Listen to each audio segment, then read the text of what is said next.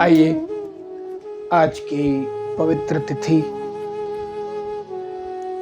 8 अप्रैल मंगलवार का दिन, कामदा एकादशी की कथा हम श्रवण भी करेंगे और पवित्र भगवान नाम का कीर्तन भी करेंगे। तो आइए सबसे पहले हम हरि नाम संकीर्तन का आश्रय लें, फिर हम इस कामदा एकादशी कथा का श्रवण भी करेंगे। आइए।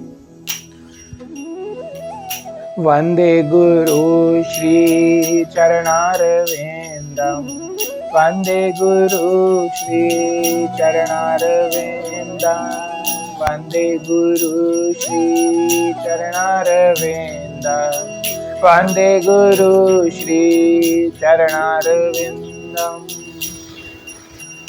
जय राधा माधव, जय कुंज बिहारी, जय राधा माधव, जय कुंज बिहारी, जय गोपी जन वल्लभ गिरवरधारी, जय गोपी जन वल्लभ गिरवरधारी। हरे कृष्ण कृष्ण कृष्ण हरे हरे, हरे राम राम राम हरे हरे, हरे कृष्ण कृष्ण कृष्ण हरे हरे, हरे राम राम राम हरे हरे, हरे कृष्ण कृष्ण कृष्ण हरे हरे, हरे राम राम राम हरे हरे, हरे कृष्ण कृष्ण कृष्ण हरे हरे, हरे राम राम राम हरे हरे।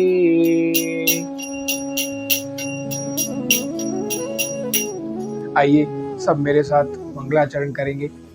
ओम नमो भगवते वासुदेवाय, ओम नमो भगवते वासुदेवाय, ओम नमो भगवते वासुदेवाय, कृष्णाय वासुदेवाय देवकी नंदनाय च नंदगोप कुमाराय गोविंदाय नमो नमः।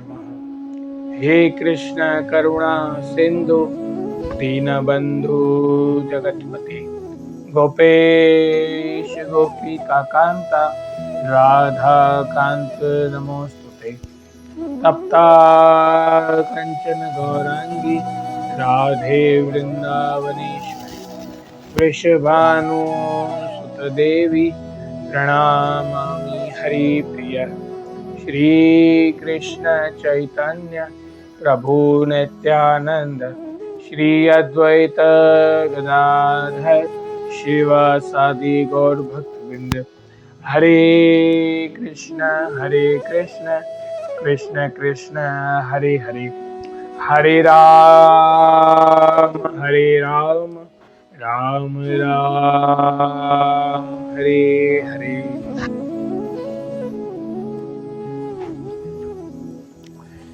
धर्मराज युधिष्ठिर बोले, हे भगवान, आपको कोटि बार प्रणाम है। आपसे निवेदन करता हूँ, आप कृपा कर चैत्र माह के शुक्ल पक्ष की एकादशी का वर्णन कीजिए। श्री कृष्ण भगवान बोले कि हे राजन, आप एक पुरानी कथा सुनिए जिससे राजा दिलीप से वशिष्ठ जी ने कही थी। अब देखिए, धर्मराज युधिष्ठिर यहाँ पे भगवान के साथ जो हैं, तो यहाँ पर ये भगवान के साथ हैं। धर्मराज युधिष्ठिर के पास कुछ कमी नहीं थी। जब उन्होंने राजसूय यज्ञ किया तब भी उनके पास कोई कमी नहीं थी। सब मेरे हरि ने इतना दिया, इतना दिया, इतना दिया उनको।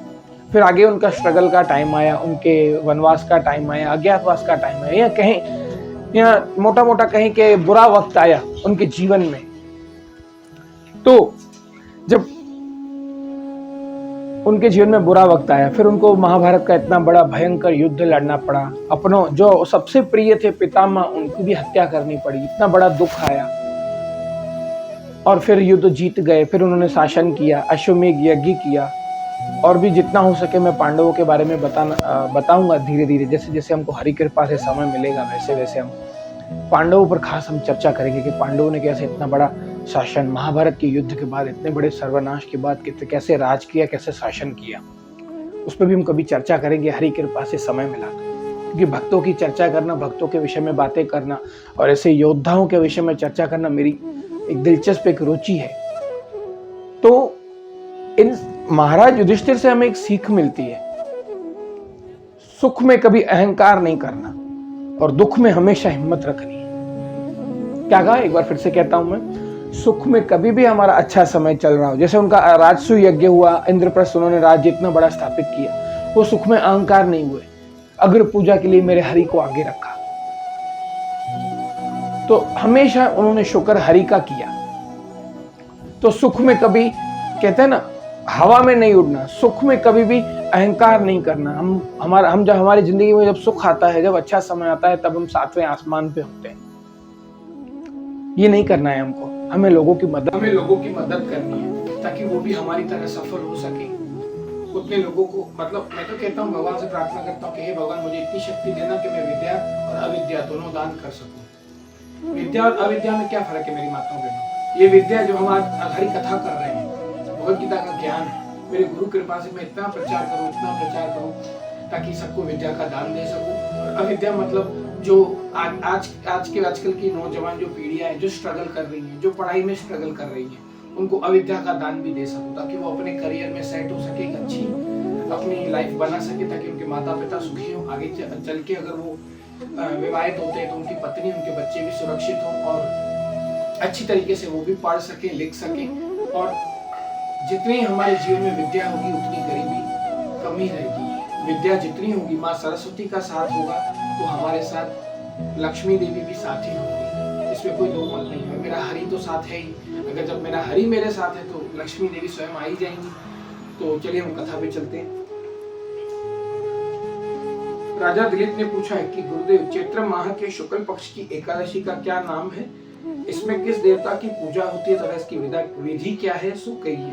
महर्षि वशिष्ठ जी बोले, हे राजन, चैत्र माह के शुक्ल पक्ष की एकादशी का नाम कामदा है। यह पापों को नष्ट कर देती है और पुत्र की प्राप्ति होती है। इसके व्रत से कुयोनि छूट जाती है और अंत में स्वर्ग की प्राप्ति होती है। अब मैं इसका मैं महात्म्य कहता हूँ, ध्यान पूर्वक सुनो।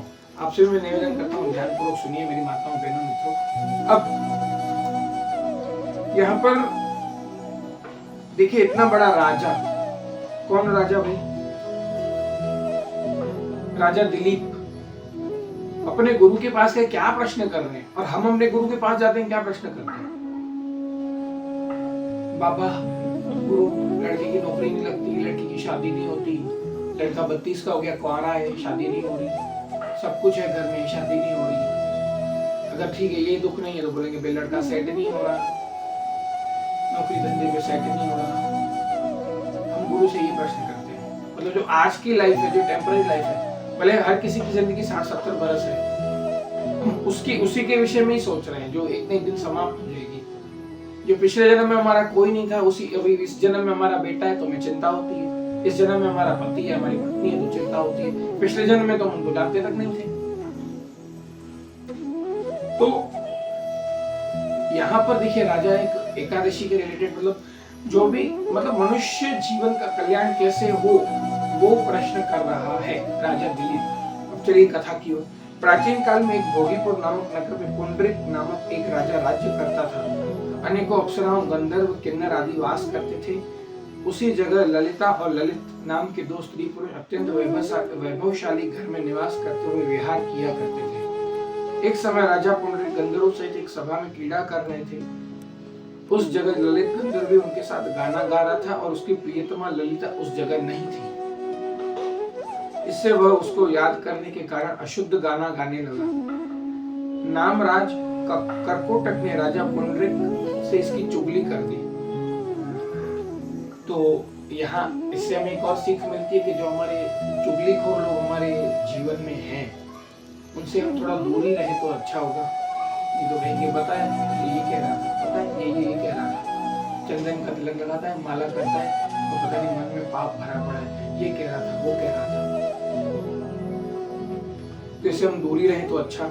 इस पर राजा पुंडरीक ने ललित को शाप दे दिया कि अरे दुष्ट, तू मेरे सामने गाता हुआ भी अपनी स्त्री का स्मरण कर रहा है, इससे तू कच्चे मांस और मनुष्य को खाने वाला राक्षस होगा। देखिए राक्षस होगा, मतलब यहाँ पे भी क्लियर है कि जो मांस खाता है वो राक्षस होता है। हम मांस खाते हैं तो हम भी राक्षस ही हुए ना। हमारे गुरु महाराज कहते हैं कि सबसे ये जो कत्ल खाने में जो मुर्गियां मछलियां कट रही हैं, बिक रही हैं मार्केट में, जो भी है, अगर इतना हम कर देते हैं, छोड़ देते हैं इनको खाना, तो हम कम से कम इतने जीवों पर दया कर रहे हैं। अगर हमने जीवों पर दया कर दी, मेरी माताओं बहनों मित्रों, अगर हमने जीवों पर दया कर दी तो मेरा हरि अवश्य दया करेगा, उसमें कोई दो मत नहीं है। सबसे पहले हम उनके बच्चों, गीता ममे वंश जीव लोके जीव भूत सनातन, हम सारे जो है कृष्ण के अंश हैं। क्या मछली में परमात्मा के रूप में उसके साथ नहीं है? मछली पानी में रहती है, इतना खारा समुद्र है, उसमें भी मेरा हरि है, तभी वो मछली पानी में जीवित है। उस मुर्गी चिकन उसने किसी का कुछ बिगाड़ा नहीं, उसमें मेरा हरि नहीं है। तो उनके बच्चों को ऐसे मार मार के खा रहे हैं, तो क्या ये पाप कर्म नहीं है? तो अगर हमको हरि की दया चाहिए तो उनके जीवों पर हमको जीवों पर दया करनी होगी। तो अब राजा पुंडरीक के शाप से ये ललित गंधर्व उसी समय एक विकराल राक्षस हो गया। उसका 8 योजन का शरीर हो गया। राक्षस हो जाने पर उसको महान दुख मिलने लगे और अपने कर्म का फल भोगने लगा।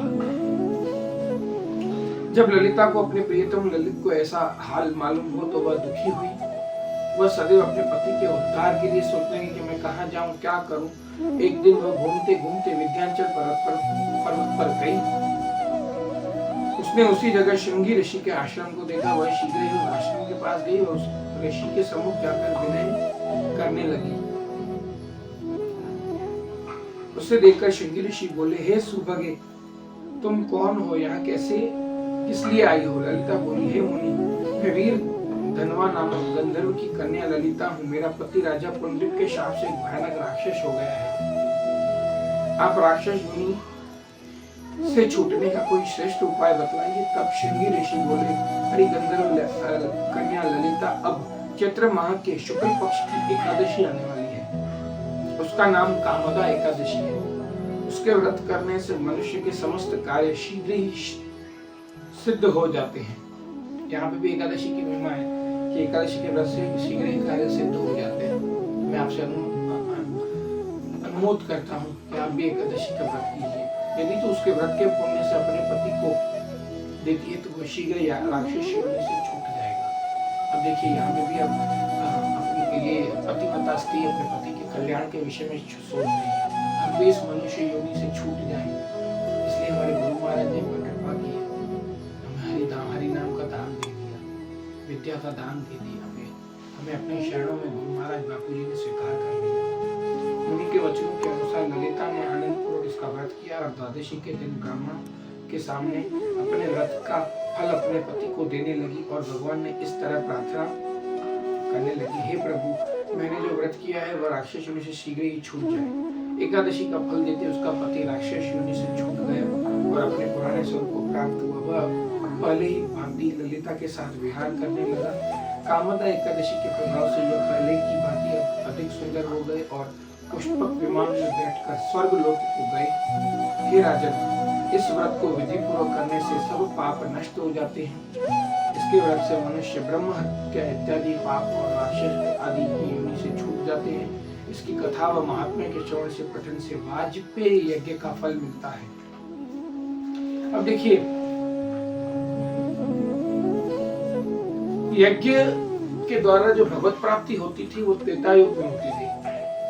सतयुग में तप के द्वारा, तपस्या के द्वारा हम, सतयुग में ध्यान योग के द्वारा हम भगवान की प्राप्ति करते थे। ध्यान योग अभी इस युग में है ही नहीं,